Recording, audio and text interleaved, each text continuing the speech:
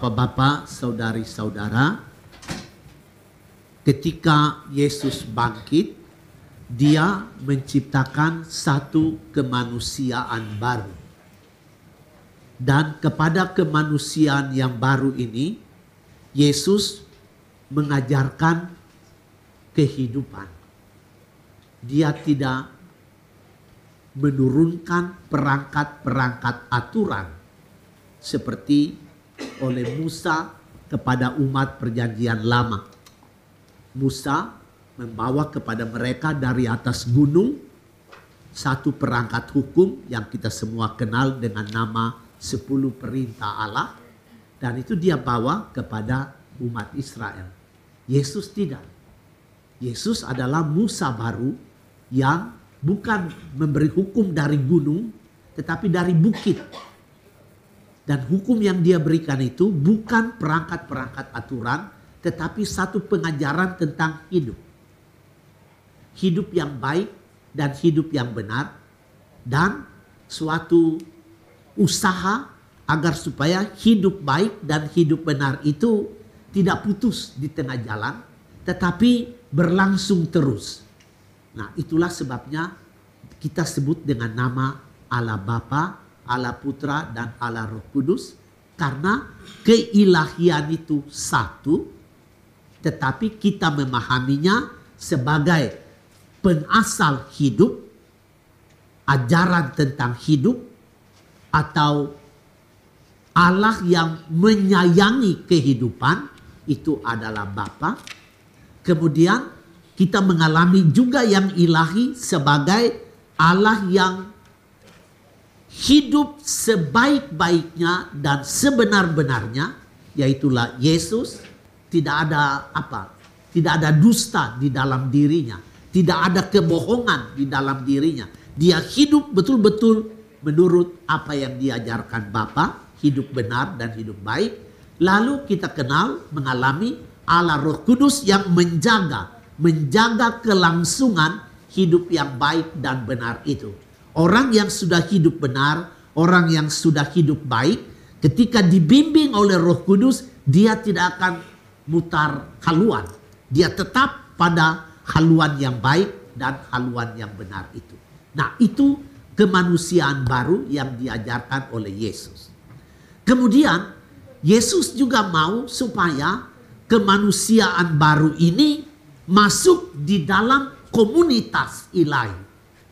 Dia tidak hanya mengajarkan supaya manusia terarah kepada yang ilahi, tetapi dia juga mau supaya manusia yang sudah hidup baik dan benar itu masuk ke dalam komunitas ilahi, yaitu yang kita sebut dengan nama komunitas Allah Tritunggal. Nah, komunitas ilahi ini adalah satu kebersamaan antara Bapa, Putra, dan Roh Kudus, dan kebersamaan ini diikat oleh satu ikatan yang amat kuat, yang itu disebut sebagai ikatan cinta kasih. Jadi semua orang yang kemudian dibaptis, ketika mendengar pengajaran tentang kehidupan, percaya lalu dibaptis, nah dia dimasukkan ke dalam keluarga Trinitaris ini, komunitas ilahi ini, kebersamaan ilahi ini, supaya apa? Orang yang hidup baik dan hidup benar itu semakin bertumbuh di dalam cinta kasih. Jadi cinta kasih itu tidak pernah mati, tetapi dia tetap harus menjadi landasan perjalanan hidup orang beriman di bumi ini. Jadi cinta kasih itu harus bertumbuh terus di dalam kehidupan kita. Dia tidak boleh mati dalam perjalanan hidup, karena memang ada kadang-kadang egoisme kita, kadang-kadang kecenderungan jahat di dalam diri kita, itu menjadi hambatan untuk bertumbuhnya cinta kasih itu. Nah, Yesus mengajarkan supaya kita masuk di dalam keluarga kudus ini, artinya kita bertumbuh terus di dalam cinta kasih. Dan yang kedua, kita berjuang untuk menjadi sempurna di dalam kekudusan. Ibu bapak, kadang-kadang kita pikir orang kudus itu terlalu sulit. Tidak. Untuk menjadi orang pintar itu susah. Susah. Dan hanya sedikit orang yang pintar. Tetapi untuk menjadi orang kudus, semua orang bisa. Kenapa? Karena sesederhana itu. Hidup baik dan hidup benar. Hanya itu saja. Jadi kita tidak menyimpang daripada apa yang sudah digariskan oleh Tuhan. Seperti seorang arsitek ketika dia menggambar pola pembangunan, tukang tidak boleh membangun di luar dari gambar itu. Dia harus membangun gedung itu, rumah itu sesuai dengan gambar arsitek. Nah, sama dengan Tuhan, dia sudah menggambar dunia ini, arah perjalanannya. Kita hidup baik dan hidup benar, artinya hidup menurut garis lorong yang dia tetapkan kepada kita itu. Jangan kita membuka lorong yang baru, nanti salah jalan.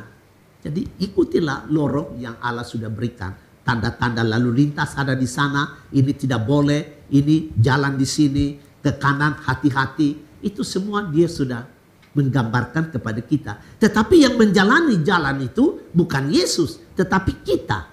Kita yang harus menjalani jalan itu. Nah, itu sesederhana itu. Jalan baik dan jalan benar, hidup baik dan hidup benar, itulah tangga menuju kesucian.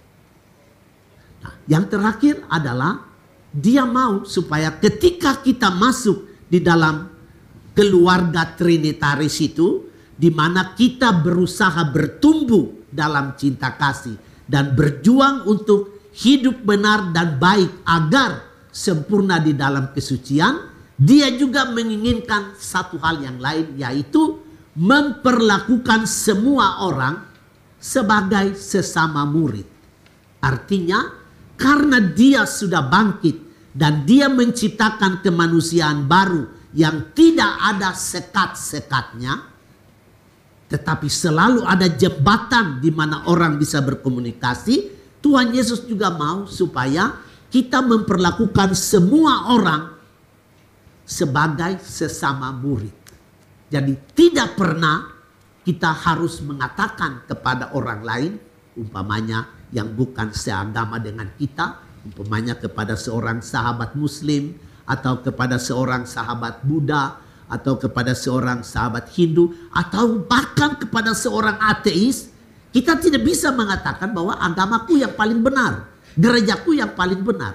Sebab apa? Di dalam diri orang lain itu, dengan budaya yang lain itu, di situ pun Allah dan keilahiannya menyatakan dirinya. Jadi yang mesti terjadi kalau kita memandang semua orang sesama murid, kita kadang-kadang harus belajar dari orang lain. Orang lain di sana kekayaan ilahi berbeda, dan kita bisa belajar itu dari orang lain untuk kita. Umpamanya, saya beri satu contoh. Saudara-saudari kita yang beragama Kristen, mereka sangat paham dengan kitab suci. Kalau kita orang Katolik pegang kitab suci dan kita disuruh coba buka Injil Matius bab 6, kita itu mulai cari, buka ke sana, buka kemari, Alkitab tebal-tebal itu kan. Kita mulai cari, bukan, akhirnya kita tidak jumpa itu Matius ada di mana. Nah, supaya sekarang gampang, maka dibikin tanda-tanda atau ML gitu ya. Nah, tetapi untuk orang-orang Kristen, begitu Tuhan bilang, Matius 16 bilang apa, dia langsung bisa tahu. Nah, itu beda. Nah, jadi kita tidak bisa katakan kepada orang Protestan bahwa agama saya lebih baik. Tidak. Saya mesti belajar dari mereka. Apa yang baik di sana, itu adalah pemberian Allah.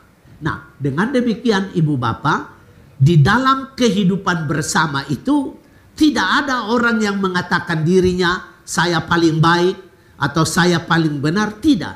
Kita semua adalah sesama murid yang sama-sama berjuang menjadi orang baik dan orang benar. Sama-sama kita saling menolong supaya kita bersama dapat hidup di jalan yang benar dan jalan baik. Itulah yang akan membuat kita layak masuk di dalam komunitas kebersamaan ilahi yaitu Allah Bapa, Allah Putra, dan Allah Roh Kudus.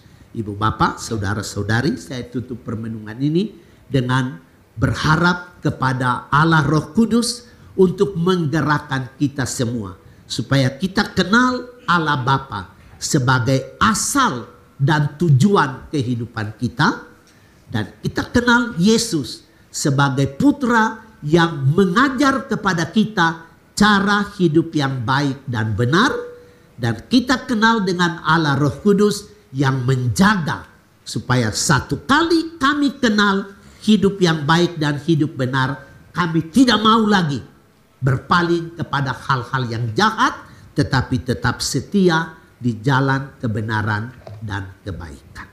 Amin.